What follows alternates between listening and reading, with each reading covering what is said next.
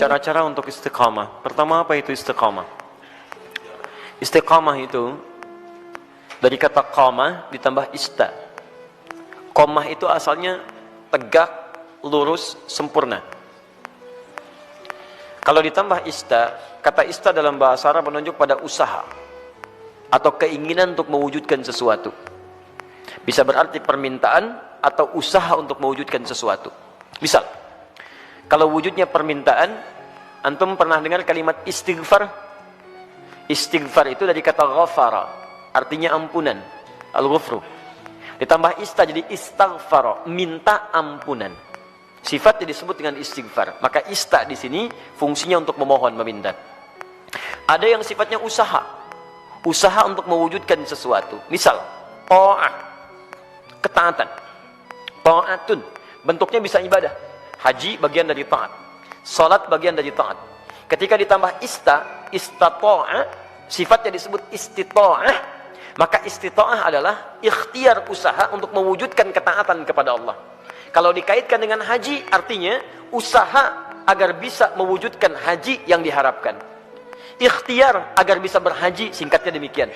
Maka disebut dengan istita'ah. Ketika Allah misalnya sampaikan man istata'a ilaihi sabila, haji itu disebutkan istata'a. Ingat, terjemahan yang paling tepat bukan diterjemahkan dengan mampu, tapi berusaha untuk mampu. Kalau diterjemahkan dengan mampu berarti terbatas pada kalangan tertentu. Tapi kalau berusaha untuk mampu, artinya setiap kita punya peluang untuk mewujudkannya. Tergantung mau usaha atau tidak, itu poinnya. Was, hati-hati dalam menerjemahkan sesuatu ya. Kadang-kadang setiap huruf bahkan harakat itu bisa memberikan makna tersendiri. Ya, antum simpulkan, saya belum istita'ah, kenapa? Belum ada harta. Betapa banyak orang kaya yang belum bisa berhaji. Dan tidak sedikit orang-orang yang dipandang tidak mampu dengan hartanya, justru dia berangkat dalam haji. Itu luar biasa. Jadi ketika antum mau mewujudkan haji atau ibadah dengan baik, tambahkan ista, iringi dengan ikhtiar untuk mewujudkannya. Seorang gadis cilik namanya Naura pernah menulis surat kepada kami. Ya, dan saya menangis membaca itu dalam kamar hotel, dan saya mendoakan kepada Allah supaya diwujudkan cita-citanya. Ustaz Adi, saya Naura, kelas 4 SD, baru hafal 4 juz ya Ustaz Adi. Mohon doakan saya agar bisa menjadi penghafal Quran. Saya ingin jadi hafid, ingin memberikan mahkota di kepala orang tua saya. Mohon doakan Ustaz Adi, semoga saya sekeluarga bisa umrah bersama Ustaz, haji ke Baitullah. Masya Allah. Saya diam, saya menangis. Dan saya bermohon kepada Allah agar menerima bagian dari doa dinda itu. Anak kecil polos menulis dengan guratan tangannya. Tum tahu apa yang terjadi? Dia cuma menuliskan kalimat, tapi kalimatnya sampai menggetarkan arsy. Saya baru tahu kemudian sehari sebelum ini, sebelum hari ini, hari Rabu kemarin. Kalau doanya sudah dijawab oleh Allah jauh sebelumnya. Dari mana doanya? Dialihkan lewat yang lain supaya ada sinergi dalam kebaikan. Syekh Ali Jabir yang pertama merespon itu. Awalnya saya ingin berangkatkan kemudian di bulan November, tapi Allah menginginkan lebih cepat dia berangkat. Kami akan berangkat umrah bulan November, tapi Allah menginginkan dia lebih cepat berangkat karena tangisannya, karena doanya, karena harapannya. Lalu Syekh Ali Jabir, Masya Allah, semoga Allah rahmati beliau, berikan kebaikan. Ya, kemudian diberikan dengan sekeluarganya umrah dari tulisan tangan anaknya yang diberangkatkan, dianya, adiknya, bapaknya, ibunya. Bayangkan bagaimana anak ini berusaha dalam kebaikan. Dan biasanya ibu bapak, kalau anak sudah soleh, orang tuanya dapat. Orang tuanya akan dapat. Musa, Masya Allah, saya doakan kebaikan untuk adinda Musa. Hafal Quran, 30 juz. Ketika dia hafal Quran, orang tuanya ikut diangkat. Anaknya berangkat haji, bapaknya ikut haji. Anaknya berangkat ke Jeddah, bapaknya ikut ke Jeddah. Semua orang tuanya. Dan yang dicari biasanya orang tuanya. Silahkan cek. Bukan berapa hartanya, bukan macam-macamnya. Ketika ada anak orang baik, antum akan tanyakan siapa orang tuanya. Silahkan cek. Makanya dalam ilmu hadis, ketika ada hadis diriwayatkan oleh seorang anak, maka nama anak akan dihilangkan, tapi dilekatkan pada bapaknya. Abdullah bin Abbas, nama aslinya Abdullah, bapaknya Abbas. Ketika ada hadis riwayat Abdullah bin Abbas, kalimat Abdullahnya dibuang. Disingkat jadi Ibnu Abbas, anaknya Abbas. Ingin menunjukkan karena Abdullah jadi baik karena peran bapaknya. Abdullah bin Umar, anaknya Umar, disebut Ibnu Umar. Silakan. Abdullah bin Amr bin As, dihilangkan Abdullahnya, disingkat Ibnu Amr bin As. Kenapa? Ingin menunjukkan bahwa ada peran orang tua di dalamnya. Jadi kalau antum ingin anaknya soleh, orang tuanya soleh duluan. Soleh duluan. Dalam bentuk sikap ya, bukan bentuk nama. Ustaz, nama saya soleh, istri saya solihah. Kenapa anak saya belum begitu? Antum belum diwujudkan dalam bentuk ikhtiar. Itu masalahnya. Jelas ya? Di teman-teman, ayo masukkan nilainya ke situ, hadirkan ke situ, ikhtiar kita, dan insya Allah ada kebaikan di dalamnya. Yang paling menarik sekarang istiqamah. Istiqamah dari kata qamah. Qamah itu tegak, lurus, sempurna. Kalau semua ibadah diawali dengan kata qamah, itu artinya ibadah itu ditunaikan dengan sempurna. Turunannya aqama yuqimu iqamah. Iqamatun selalu disingkat dengan qamah, yang nyingkat orang Indonesia. Semua kalimat salat dibuka dengan kata iqamah yang menunjuk pada ibadah. Alladzina yuqimunas shalah wa aqimus shalah, aqimis shalah. Rata-rata dibuka dengan demikian. Lihat baik-baik. Kalau antum ingin menunaikan ibadah dengan sempurna, kan tidak langsung sempurna seketika. Apakah ketika Anda tahajud, misalnya malam ini bangun jam 3, tahajud jam 3 lewat 20, karena 20 menit siap-siap. Apakah mohon maaf, malam selanjutnya akan bangun di jam yang sama? Belum tentu. Walaupun alarm dipasang dengan situasi yang sama, 2.15, 2.30, 2.45. Alarm pertama mematikan alarm kedua, alarm kedua matikan alarm ketiga, alarm ketiga masih nundutan, ya kan? Menunggu jam 3 tiba. Nih, hari pertama bisa pas jam 3, tapi hari kedua belum tentu. Ya, hari kedua sama bangun, tapi informasi lebih dahsyat sampai kepada kita. Begitu mau ngambil air wudhu, BBM bunyi, ping, setan masuk kemudian ke hati kita. Baca dulu daripada penasaran. Begitu dibaca, Masya Allah, MU melawan Manchester City. Waduh, pertemuan dua pelatih klasik antara Pep Guardiola dengan Jose Mourinho. Sekarang poinnya cuma beda 2, karena kemarin MU dia seri ya skornya, kemudian Manchester City menang, skornya cukup telak, 7-2 dia menang kemarin itu. Masya Allah. Sekarang akan pertemuan menentukan, kalau MU menang maka juara dia, poinnya 1 bedanya. Kalau Manchester City menang, poinnya beda 5. Wah, luar biasa. Terus orang ini suka bola lagi, itu yang masalah. Saya nggak pernah nonton teman-teman, tapi kalau saya katakan saya nggak nonton, buang-buang waktu, buang-buang. Tapi saya kalau ditanya, insya Allah bisa jawab. Ya, itu. Ya. Saya tahu Ancelotti dipecat, saya tahu. Ya, Ancelotti dipecat di Bayern Munchen. Ya, karena kemarin dia kalah juga. Ya, 3-0 kalah di Liga Champions. Ya, kemudian langsung seketika dipecat. Nanti isunya akan digantikan oleh Jurgen Klopp. Jurgen Klopp sedang melatih Liverpool sekarang. Ya, isunya musim ini dia akan selesai dan pindah lagi ke Bayern Munchen. Dia sebelumnya di Borussia Dortmund. Borussia Dortmund itu lawannya, ya, rivalnya adalah Bayern Munchen. Saya hafal itu. Udah. Sudah sini. Tapi sekali lagi saya nggak nonton. Ini 3.20. Antum berusaha ngatasi gangguan ini, berusaha untuk konsisten sempurna sesuai waktu dan keadaannya. Berusaha tambah ista. Dengan qamah. Disatukan jadi istaqama, yastaqimu, sifatnya disebut dengan istiqamah. Jadi istiqamah itu artinya usaha untuk konsisten dalam kebaikan atau ketaatan. Usaha untuk konsisten menunaikan ketaatan.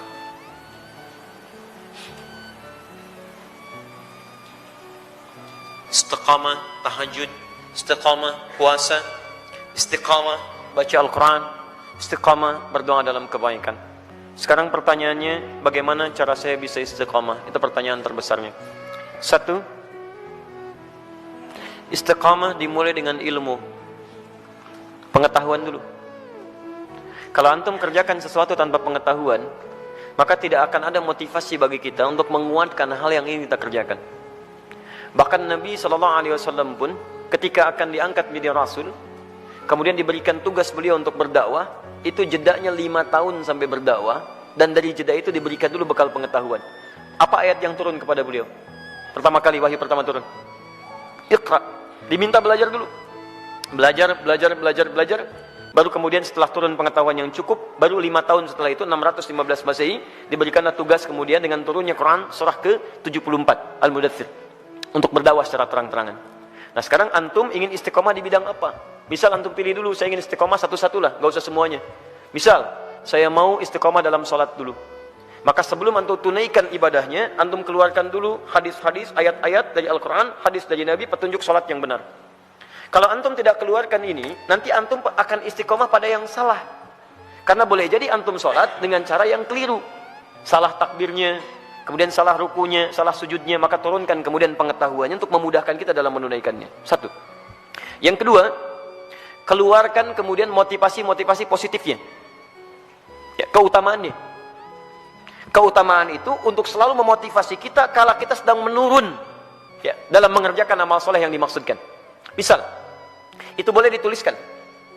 Saya ingin tunaikan tahajud, ingin istiqamah. Antum keluarkan keutamaan tahajud, tuliskan.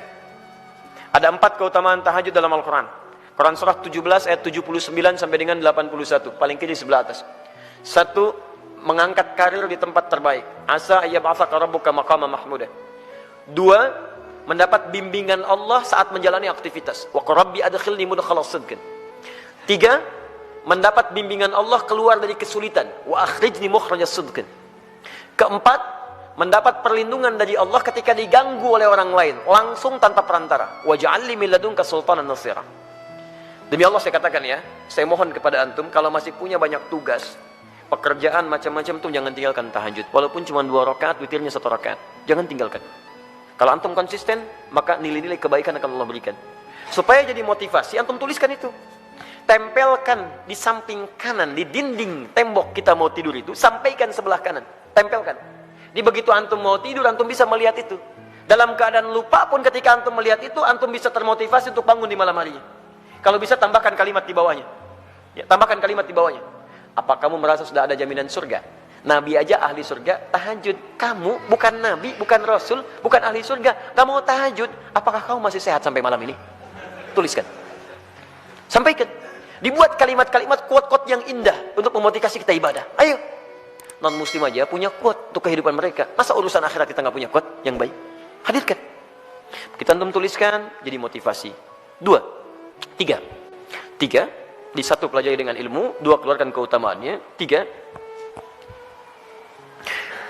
hadirkan ancaman-ancaman Allah saat antum menyimpang dari amal soleh yang tengah dikerjakan. Ancamannya. Misal, tadi ingin meningkatkan sholat, dimulai dengan sholat fardu. Terus tiba-tiba terfikir untuk mengabaikan sholat. Karena ada proyek, terus tunda-tunda sholat, kan? Karena ada proyek tertentu, sampai Jumatan ditinggalkan, untuk mengumpulkan dunia. Maka antum boleh keluarkan ancaman Allah pada yang seperti itu, supaya tetap memacu kita supaya bisa istiqomah. Misal, turunkan Quran surah Al-Humazah.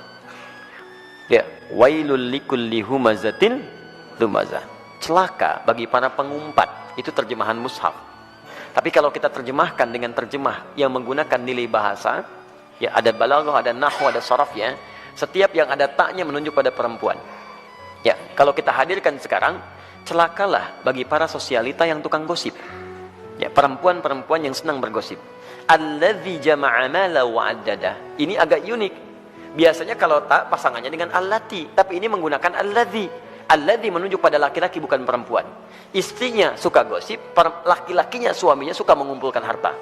Di suami sibuk dalam bekerja, istrinya sibuk menggunakan harta suami untuk kumpul-kumpul cuman gosip dan sebagainya.